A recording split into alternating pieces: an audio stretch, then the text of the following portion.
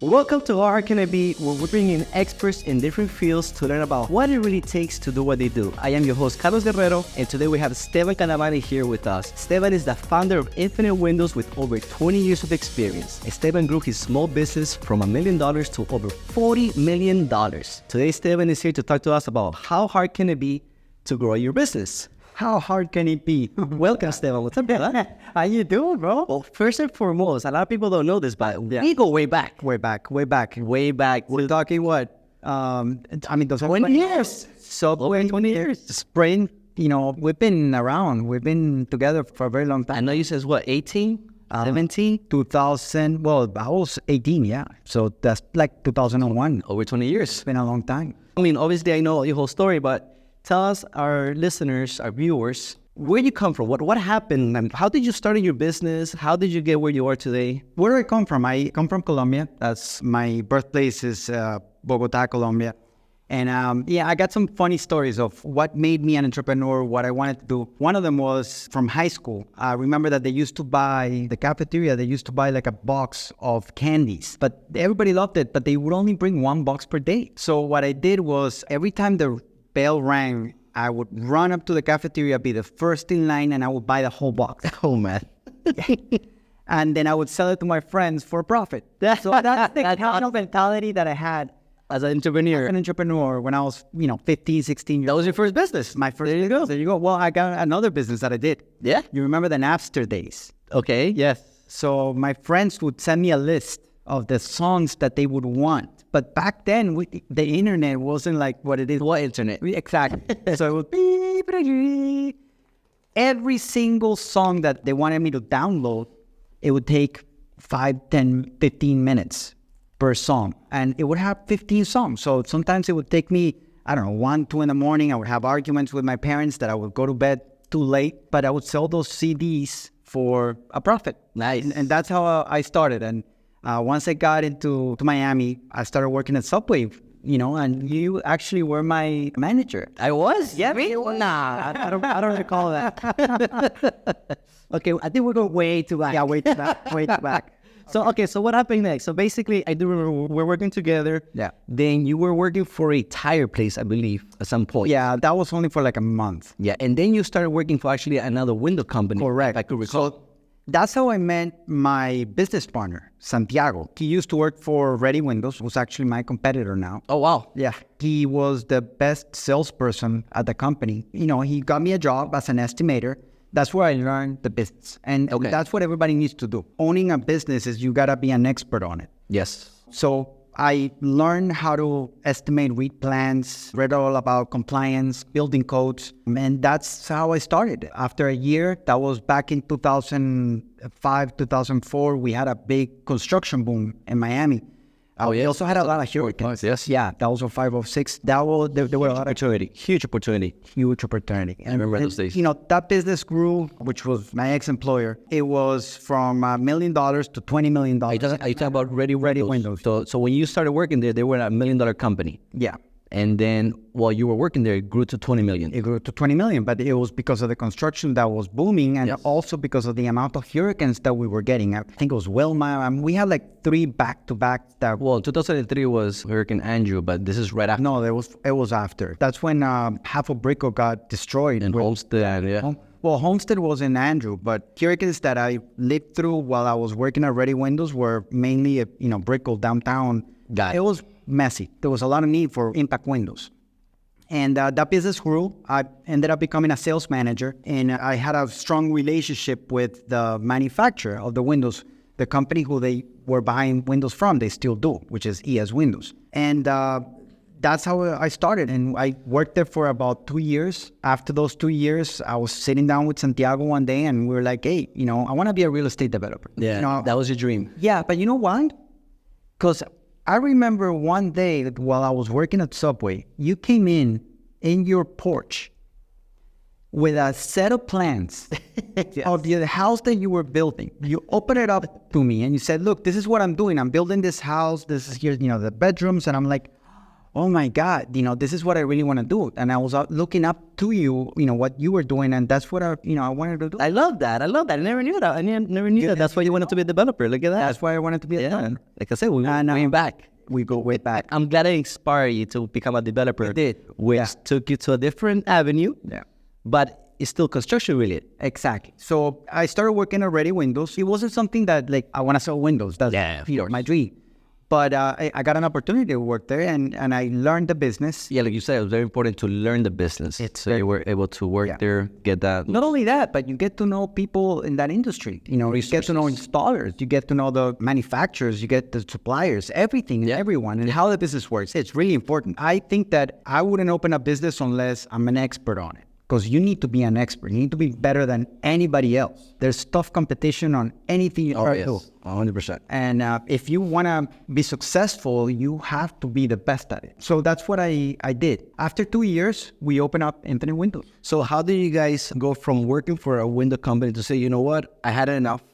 I see a great opportunity. Let me start my own business, because what I see a lot is a lot of people try to go the routes. Yeah. But a lot of people don't understand.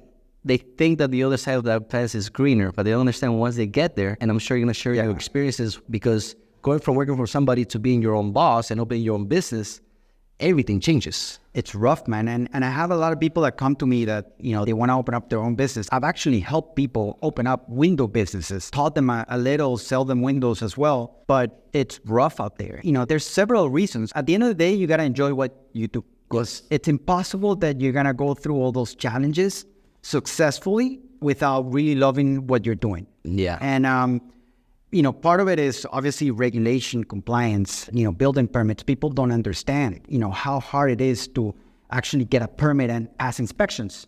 Not only that, people don't understand how hard it is to actually be fully licensed and insured, fully by the code. By the code? Workers' comp, everything. Liability insurance. Try to get your installers to be on a workers' comp once you're starting. It's really hard for someone to just, I'm going to open a window company or any construction business, and I'm going to have everybody legally with, workers' comp and liability as per code. It's really hard. Not only is it hard because of what you have to go the process, but it's also hard because it's very, very expensive. So as a small business owner, you don't have the cash flow to invest in those. But I wish it would have just cash flow, because, an investor could be like, oh, I have $5 million. I'm going to open my window business. And it's not just about money. You got to have experience. You got to have a license, and got to study for the license. So, things were a little easier before. Obviously, codes and the law has been changing, getting stricter and stricter every single day. But it's really hard to go through the insurance and,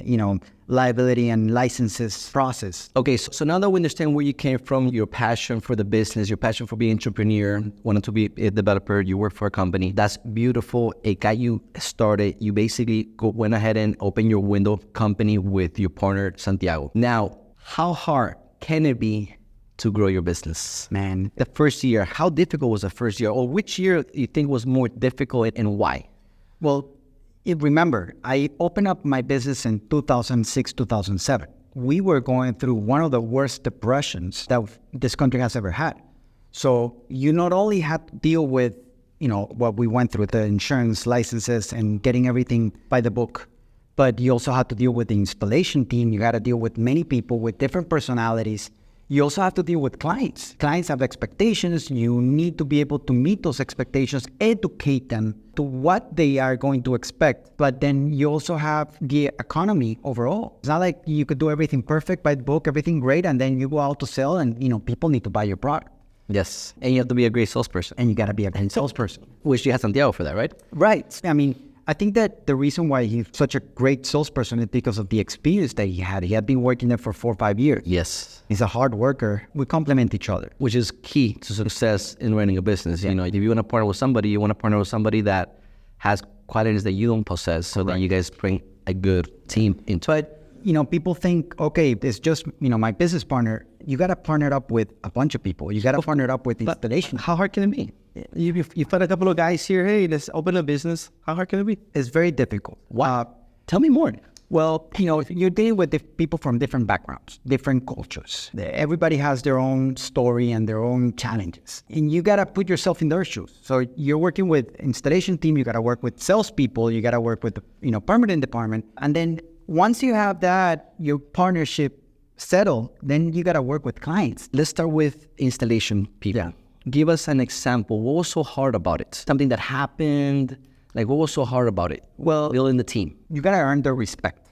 Okay. And you got to earn their trust. These are people that have a very difficult job. And I don't think we appreciate them enough. Because, in construction, everybody, you see the people at job sites and how hard can it be? Yeah. You get in your truck, you go to the job site. Yeah, you put carry the windows, screws, and that's it. No, and it's a little bit of caulking. They're masters of the art of installation. And they got to be experts on it. But in order for you as a business owner to keep those employees and be able to keep good employees, you got to earn their trust. And how can you earn their trust? You got to work as hard as them. And that's a difficult job because they do perform a really difficult task every single day. So something like you have to lead by example. Correct. You got to lead by example. And obviously, you're not going to be the one because everybody has a different responsibility. You're not going to be the one carrying the windows up to, the job site and installing them yourself. That's why you hire them. But whatever you do and whatever your responsibilities are, which are many, you got to do them well. You got to be the one at 7 a.m., 6 a.m. responding messages because they're going to call you, hey, Esteban, I'm at the job site. They're not opening the door. You can't be sleeping. You can't be, you got to be at work. Same thing, you got to be at the job site. You got to know what you're doing. If they ask you a question, you got to be able to respond to that question. Now, it sounds to me like, obviously, in your case, your business has done over $40 million. I feel that once you get to that, now you have people in places to basically do, because that role that you just mentioned, it sounds like a project manager role. It's project manager. So then you have your project manager, then you have installers, then you have your super. But that's now. Yes. Back then, it was just me and installation team, my business partner. I had a few salespeople. So basically, the hard part was basically you had to be the project manager. You had to fill the position. You have to be an expert at project management so that you could lead your team. Yeah. And then little by little, you'll be able to assign somebody correct to the role. Exactly. Once you grow, you need to start assigning people. You got to have a project manager, superintendent, depending on how big you grow. But yeah, what you just said sounds like a lot of work. But now what happens to the other part of the business? Because now you have all these installers, but now you got to sell. Sales is not there, or you don't have clients or enough work to provide to them so that they could stay busy. And that's another thing. Goes again with trust. With clients, you got to earn their trust. We as a company, we don't do that marketing. I mean, we have an online presence, but we're not the ones sending flyers or putting billboards.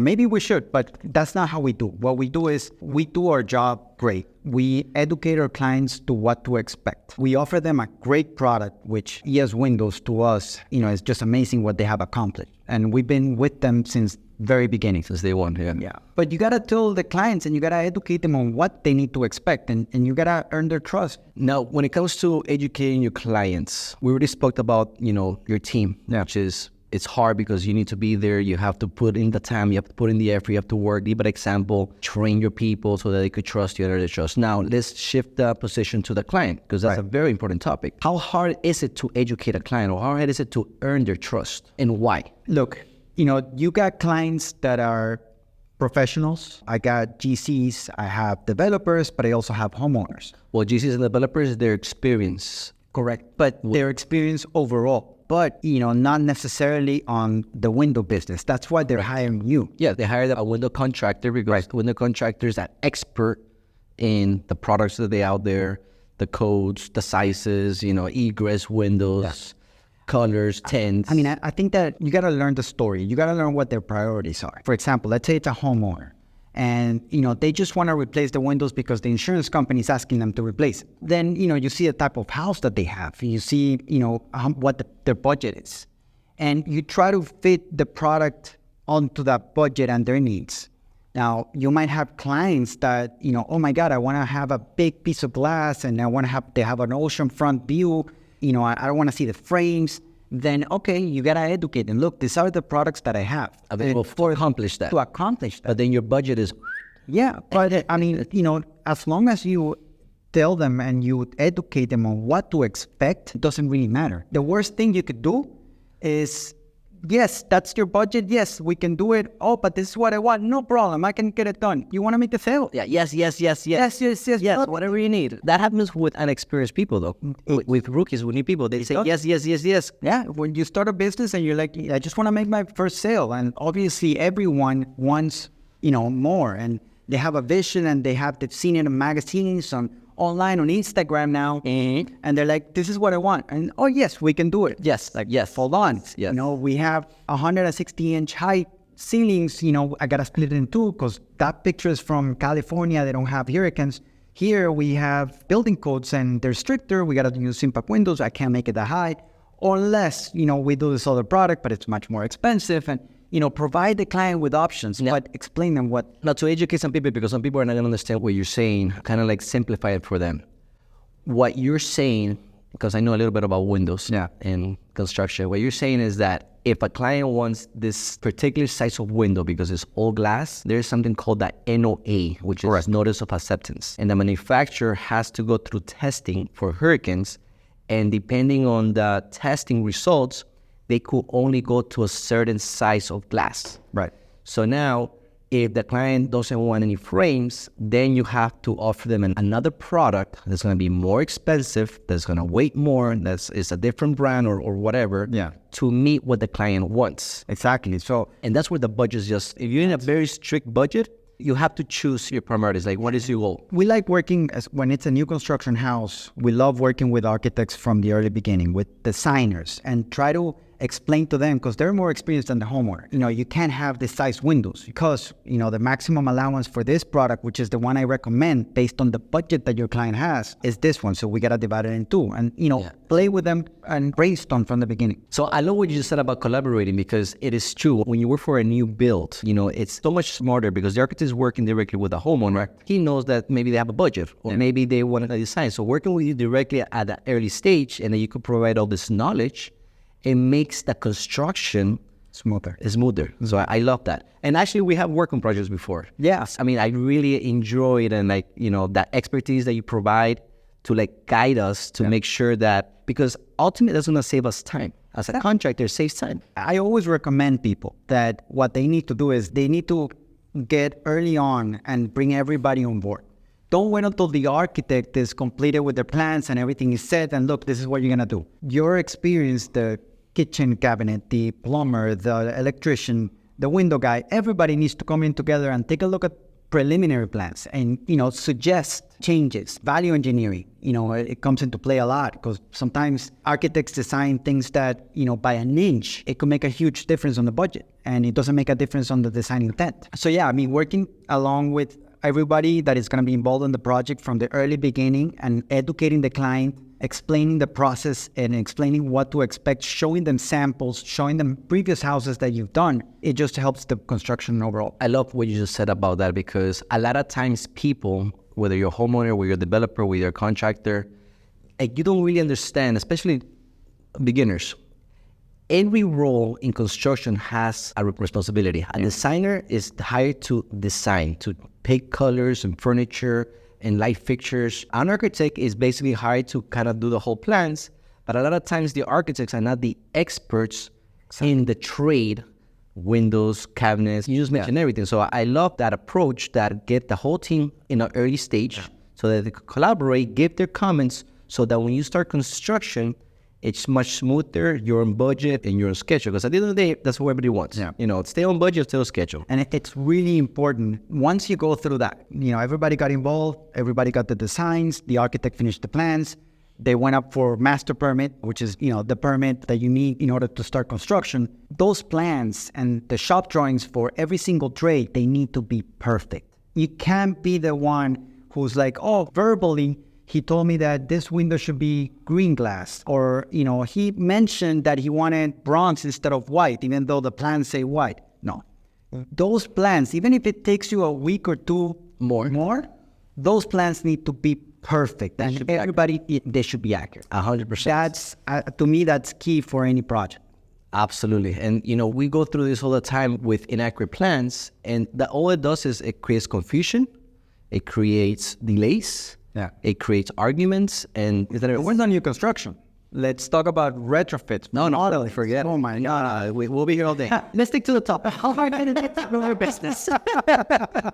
So now, Esteban, obviously you have done an amazing job. You know, you went from working out of your apartment, which we didn't talk about that, but I know you and Santiago, you were roommates at some point, right? Well, he had a 2-bedroom apartment. His second bedroom was Your office. So you go from working in this little office to grow into this massive warehouse. How big is your warehouse now? Your office? We have 40,000 square feet. Over 40,000 square feet, over $40 million in revenue. So you definitely have done something right.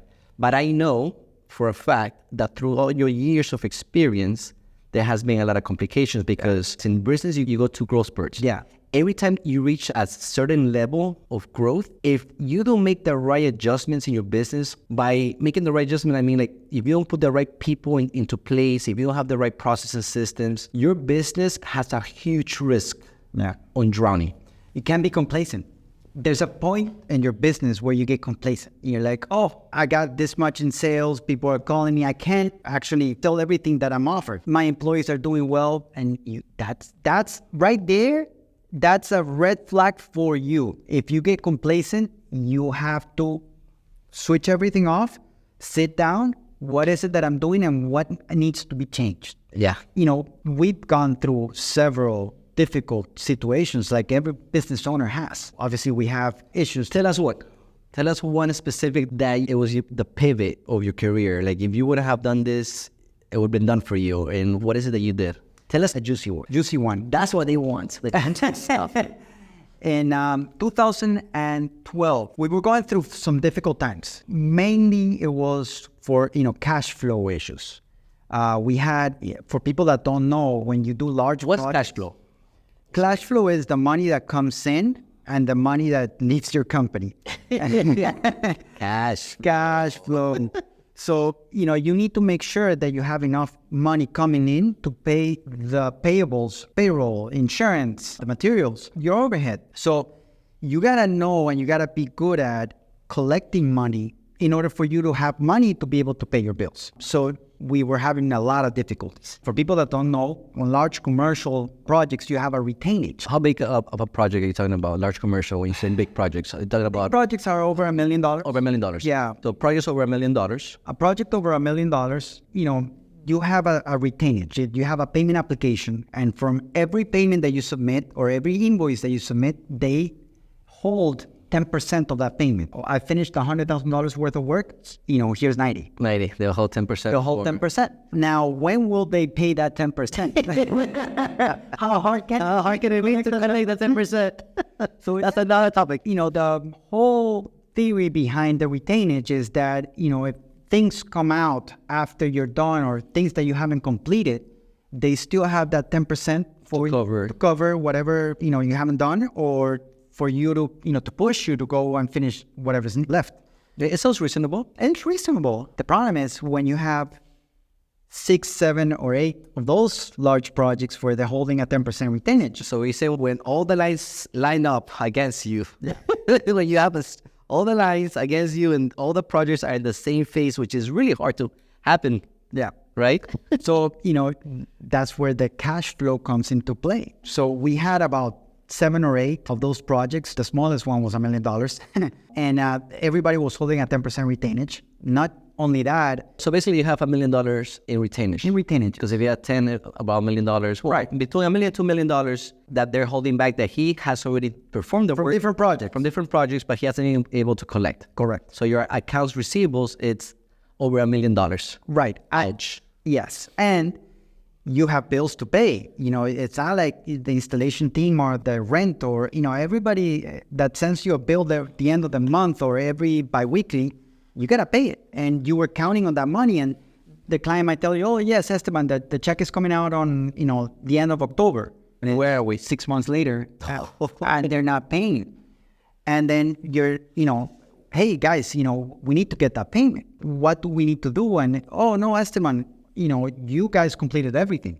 It's just that the kitchen guy or the concrete company hasn't finished this, so that's why we haven't been able to collect. The GC hasn't been able to collect their 10%. So we haven't been able to pay you because of that. So now there's nothing you can do. Just wait. And, we have to make a decision. what do we do to start saving money? Because until I get that money in my bank, You can't use it. can't use it.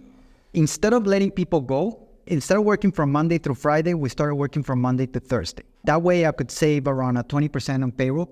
And also I told my employees, look, if you guys come in and work on Fridays, I'll treat you guys to pizza at lunch, but I won't be able to pay you those Fridays. And surprisingly, everybody went to work as if we were paying them. So they basically took a 20% check cut. Wow. For a couple of months. And after 2-3 months of doing that, I could tell that that was the reason why Infinite Windows was still in business, because we were able to save that amount of money and other cuts that we made. That's an amazing story for you guys that are in business or starting your business or growing your business. Number one, your cash flow is basically the fuel that keeps your business moving forward. Now, your overhead, like Esteban was saying, is your overhead is, think about everything that you have to pay every week or every month to keep your business open. You have to pay payroll, you have to pay your light, you have to pay your rent, you have to pay insurance. Those are costs that you have to pay. Fixed costs. If you're doing business or not, you have to pay those costs to keep your doors open, okay? What Esteban had to do in this situation is like, all right, guys, let's all sit down together, all the employees. Unfortunately, we have between $1 million to $2 million that we haven't been able to collect, which is hurting the business. I can't pay you. Or we have two options. We close shop or we collaborate as a team. And then on Fridays, we're not going to be able to pay anybody on Fridays the salaries, but I will appreciate it for you guys to come to work and I'm going to buy you pizza for a couple of months. Most of the people, actually everybody in his company say, you know what, Esteban, we're with you. We're going to take the pay cut for 3, 4, 5 months till we get out of this hole. Now, the most important thing here is what you guys have to understand is that the only way that he was able to do that is because he had a culture. Yeah. And he was able to build trust. That's the first thing he said in the beginning. You have to build trust with your team. You have to build trust with your customers. That is the success that why Infinite Windows today exists and is still in business and still growing. Yeah. Great story. That's, you got to start from the beginning. The trust with your clients, trust with your employees, trust with your Vendors. Everyone has to trust you and you got to earn that. So after 3 months, we were able to collect the money. We were able to go back to working 5 days a week. Everybody got a raise. Nice. Because we got after 3 months, we got a nice job that allowed us to keep on growing the business. And from there on, we've been growing successfully every year. Now, every single day, it's a new challenge. Yeah. So it's not like, that only happened in 2011 and that's it. No, every single day that you wake up, there's something's going to happen that is going to become a challenge and you got to be able to conquer it. Guys, by the way, if you joined this episode, please don't forget to subscribe, like, and share. I want to go back to Esteban here. Now that we heard his story, we understand where you come from, we understand your great achievements. Now is the time to give people out there, the audience, the people that are watching this, that they're either thinking about opening up a business, they're either thinking about growing their business, or maybe they're stuck right now. What tips can you give to them for they to be able to succeed and follow your steps? Keep your word. Whenever you tell an employee that you're going to give him a raise, give him a raise. Whenever you're going to tell a client that you're going to do a certain thing, you better do it. And whenever you tell somebody, anybody, or your vendor that you're going to do something, you better keep your word. And that's the most important thing, because at the end of the day, by keeping your word, you're earning their trust. And you need to earn everybody's trust in order to be successful now or in 20 years. Now, to go deeper into that, I think what people need to understand is that in the business that you're in construction business, a lot of times we depend on others. So you have to be very careful when you say yes to people. Exactly. And when you start off, we talked about this before, like as a salesperson, you want to say yes, yes, yes, yes. But then eventually you might get the sale there because you say yes, yes, yes, yes. But in the long run, no, you can't. You're not going to grow your business. Or you're going to lose money. And, eventually it gets back to you. You have to be very careful with what you say, what you sell, but also you got to educate people. People don't know. You can't, just because you want them to sign a contract, it doesn't mean that that's it. It's done. Making a sale might be easy, especially if you say yes to everything. The most important thing is that you tell them exactly what they're to expect, give them the options available, and complete the job successfully. I love that, Esteban. I love that. Now, two last things. What will you tell your younger self 20 years ago before starting this business? What will you tell? Will you have done everything you did now? Will you have changed something? What will you tell yourself 20 years ago? Not knowing what you know now, obviously. Yeah, I mean, I would tell myself so many things, but I think that, I don't think I would change anything just because every single mistake I've made has made me stronger. I think that wiser, and I can see it. yeah, And why here is definitely. But I think that I would try to organize my company a little bit better, so that way that I would have more people involved in doing the daily tasks that right now I'm still micromanaging. I think people need to think of that, think of your time, because keeping a business successful and growing your business, it requires a lot of time, and you start losing contact with friends, contact with, people that you care about just because you're focusing on growing your business. And that's okay. And that's great. You're going to need to do that. But at some point, you need to start delegating and trusting people. Yeah, putting systems in place. I love that, Esteban. Thank you so much for giving all your knowledge. Obviously, I look up to you guys. You guys are doing amazing. Some point, I'm going to open another business and get to where you guys are. Now, for the viewers that are watching, maybe you have developers watching, maybe you have business owners, maybe you have homeowners, because you provide a lot of services. Yeah. You could provide services to architects from the beginning to kind of value engineers, design. You could also offer your services to homeowners that want to do nice work, or the contractors. Where can they reach you if they want to speak to you? There's 3 places where you can go. You could go to my website, www.infinitewindows.com. You could write me an email directly, esteban@infinitewindows.email. Or you could call my office, 786-518-3725. If you call me directly, I'm very responsive. So you're going to get an email back right away. Let's test them out, guys. Send me emails, guys. You'll see. I'll respond immediately. Guys, thank you so much for being here today. How hard can it be to grow your business with Esteban Kadamani? It was a pleasure having you here, Esteban. Thank you, Carlos. Don't forget to like, subscribe, and can't stop, won't stop. Let's go. Great job. Yes.